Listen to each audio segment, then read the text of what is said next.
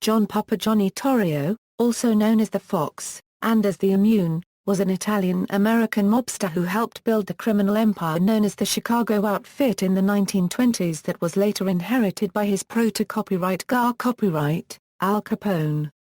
He also put forth the idea of the National Crime Syndicate in the 1930s and later became an unofficial advisor to the Genovese crime family. The U.S. Treasury official Elmer Irey considered him the biggest gangster in America, and wrote as follows, "He was the smartest and, I dare say, the best of all the hoodlums." Best referring to talent, not morals. Virgil W. Peterson of the Chicago Crime Commission stated that his talents as an organizational genius were widely respected by the major gang bosses in the New York City area. Biography. Early life. Torrio's birthplace is a topic of debate. He was born in southern Italy and possible sites of his birth are Naples, Amalfi, Ossara di Puglia and Iacina. After his father died when he was 2 years old, Torrio emigrated to New York City with his widowed mother. She remarried thereafter. His first jobs were as a porter and bouncer in Manhattan. While a teenager, he joined a street gang and became their leader. He eventually managed to save enough money and opened a billiards parlor for the group, out of which grew illegal activities such as gambling and loan sharking. Torrio's business acumen caught the eye of Paolo Vaccarelli, the leader of the famous Five Points gang. Jimmy the Shifter Stefano, Danny Big Wang Glaster and Al Capone, who worked at Kelly's Club, admired Torrio's quick mind and looked to him as their mentor. Torrio greatly admired Kelly, who knew much about organized crime culture. Kelly convinced the younger man to dress conservatively, stop swearing, and set up a front as a legitimate entrepreneur. Torrio's gang ran legitimate businesses, but its main concern was the numbers game, supplemented by incomes from bookmaking, loan sharking, hijacking, prostitution, and opium trafficking. Capone and DeStefano were members of the Juniors, and soon joined the Five Points gang. Torrio eventually hired Capone and DeStefano to bartend at the Harvard Inn, a bar in the Coney Island section of Brooklyn owned by Torrio's business associate, Francesco Aiello. Moved to Chicago. Torrio was the nephew of Victoria Morsco, the wife and business partner of Big Jim Colosimo, who had become the owner of more than 100 brothels in Chicago. Colosimo invited Torrio to Chicago in order to deal with extortion demands from the Black Hand. Torrio eliminated the extortionists and stayed on to run Colosimo's operations and to organize the criminal muscle needed to deal with threats to them. In 1919, Frankie Yale contacted Torrio and requested that he take Capone to Chicago, as Capone had gotten in trouble by nearly beating to death a member of a rival operation, the Irish White Hand Gang of the Brooklyn Dockyards. They were hunting for a scar-faced man, so Yale sent Capone to Chicago to lie low for a year. Capone, however, never returned to New York, becoming a bouncer at one of Torrio's Chicago brothels and soon became manager of the Four Deuces, one of Torrio's operations. While in Chicago, Torrio met Gene Forenzo. Medical records indicate that Torrio had a child with Gene during this period. George Torrio was born in Washington, Iowa, and his medical records show his name is George Miller. It is unknown how much contact Torrio had with his only child. The Colosimo killing. In 1920 Prohibition went into effect, making all manufacture, purchase, or sale of alcoholic beverages illegal. Torrio immediately realized the immense profits bootlegging could bring and urged Big Jim Colosimo to enter the business. Colosimo, however, refused, fearing that expansion into other rackets would only draw more attention from the police and rival gangs. During this same period, Colosimo divorced Victoria, Torrio's aunt, and married Dale Winter, an actress and singer. Winter convinced Colosimo to settle down, dress more conservatively, and stay out of the news. At this point, Torrio realized that Colosimo was a serious impediment to the mob's potential fortunes. With the approval of Colosimo's allies, the Genna brothers and Aiello, Torrio invited Frankie Yale to come to Chicago and kill Colosimo.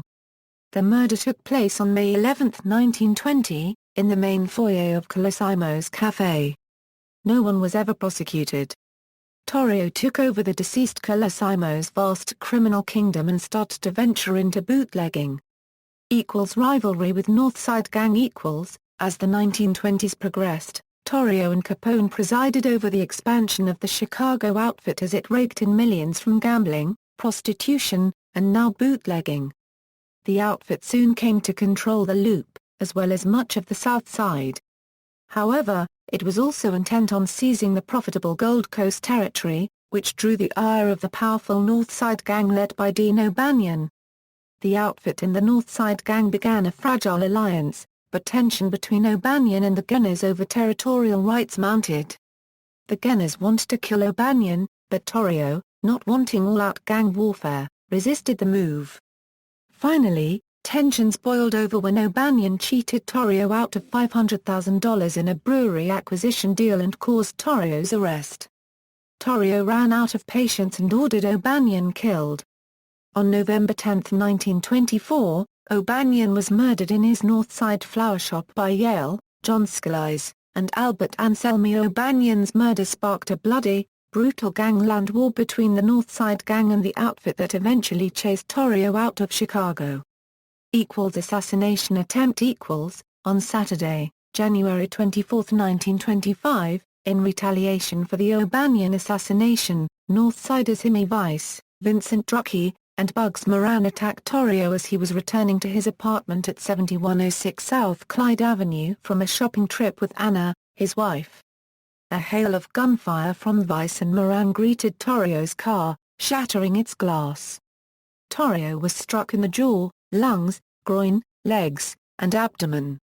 Vice attempted to deliver a coup de grace sensei into Torrio's skull, but had run out of ammunition. Instead, Vice kicked Torrio repeatedly in the stomach and Moran hit Torrio with a billy club. Drucke signaled that it was time to go, and the three Northsiders left the scene. The severely wounded Torrio survived. Handover to Capone. Torrio, having undergone emergency surgery, recovered slowly from the assassination attempt. Capone had men guarding Torrio around the clock to make sure his beloved mentor was safe. Throughout this entire ordeal, Torrio, observing the gangland principle of omerta, never mentioned the names of his assailants. After his release from the hospital, Torrio served a year in jail for prohibition violations. Throughout his reign as boss of the Chicago mob, Torrio had witnessed the massive increase in violence within organized crime. The near-death experience frightened him badly, and combined with his prison sentence and the increasing difficulty in his work, it persuaded Torrio to retire while he was still alive. In late 1925 Torrio moved to Italy, where he no longer dealt directly in mob business, with his wife and mother. He gave total control of the outfit to Capone, saying as he left, "It's all yours, Al." "Me? I'm quitting. It's Europe for me." Later years. Torrio returned to the United States in 1928 as Benito Mussolini began putting pressure on the mafia in Italy. He is credited with helping to organize a loose cartel of East Coast bootleggers, the Big Seven, in which a number of prominent gangsters, including Lucky Luciano, Longies Willman, Joe Adonis, Frank Costello, and Meyer Lansky played a part. Torrio also supported creation of a national body that would prevent the sort of all-out turf wars between gangs that had broken out in Chicago and New York. His idea was well received, and he was given great respect, as he was considered an elder statesman in the world of organized crime. Once Luciano implemented the concept, the National Crime Syndicate was born. Torrio engaged in a number of legitimate businesses, including a legal liquor distribution company and a bail bond operation co-owned by Dutch Schultz. Schultz's murder and the threat of an income tax prosecution for his role in the Big Seven, however, led him to plan to depart to Brazil. Before he could do so, however, he was arrested on charges of income tax evasion in 1936 as he went to pick up his passport. Torrio pled guilty to those charges in 1939 and served 2 years in prison. His years after his release from prison were quiet, spent in Brooklyn, St. Petersburg, Florida and Cincinnati. Torrio largely occupied himself in real estate investments and appears to have met his promise to his wife Anna to refrain from any activities that would return him to the sort of notoriety he had before his 1939 conviction. Death equals, in 1957, Torrio had a heart attack in Brooklyn while sitting in a barber's chair waiting for a haircut, dying several hours later in a nearby hospital. The media did not learn about his death until 3 weeks after his burial. Dramatic representations. Torrio has been portrayed several times in television and motion pictures, by Nehemiah Basoff in the 1959 film, Al Capone, by Charles McGraw in the 1959 television series of The Untouchables, by Harry Guardino in the 1975 film, Capone, by Guy Barriel in the 1992 film, The Babe, by Frank Vincent in the 1993 The Young Indiana Jones Chronicles episode Young Indiana Jones and the Mystery of the Blues, by Bern Piven in the pilot episode of the 1993 television series, The Untouchables, by Kyron Giacchini's in the 1994 television series, In Suspicious Circumstances, by Greg Antonacci in the HBO series, Boardwalk Empire. References: John Torrio pleads guilty. Associated Press. April 12, 1939. Retrieved August 6, 2012. Johnny Torrio, deciding he wasn't immune to relentless government prosecution, pleaded guilty yesterday in federal court. A.B. Johnny Torrio, ex-Public Enemy 1, dies. Made Al Capone boss of the underworld. New York Times. May 8, 1957. Retrieved August 6, 2012. The man who put Al Capone into business died unnoticed in a Brooklyn hospital 3 weeks ago, it was learned yesterday. Robert G. Folsom, The Money Trail, Potomac Books, 2010, pages 231. Virgil W. Peterson, The Mob, 200 Years of Organized Crime in New York, Green Hill Publishers, 1983, pages 156. Nate Hendley, Al Capone, Chicago's King of Crime, pages 9. Antonio Nicazzo, Il Piccolo Gatsby, pages 75. Kurt Johnson, R. Craig Sota, Wicked City Chicago, From Kenner to Capone, pages 98. Sten Nordland. Al Capone, Johnny Torrio and Virginia. Retrieved October 29, 2011. Schoenberg, Robert. Mr. Capone. New York, Morrow pages 35-36. ISBN 978-0-688-08941-2. Retrieved June 24, 2014. Torrio dies. Gave Capone racket start. Associated Press. May 8, 1957. Retrieved August 6, 2012. Johnny Torrio, first of the big-time bootleggers, died after a heart attack in a Brooklyn barber's chair April 16. So obscure had he become that his death went.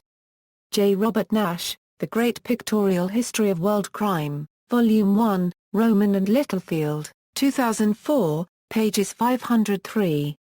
Further reading, McFall, Jack. Johnny Torrio, First of the Gang Lords. New Rochelle, New York, Ellington House, 1970. Russo, Gus. The Outfit, The Role of Chicago's Underworld in the Shaping of Modern America. ISBN 1-58234-279-2. External links, John Torrio at Find a Grave, Johnny Torrio.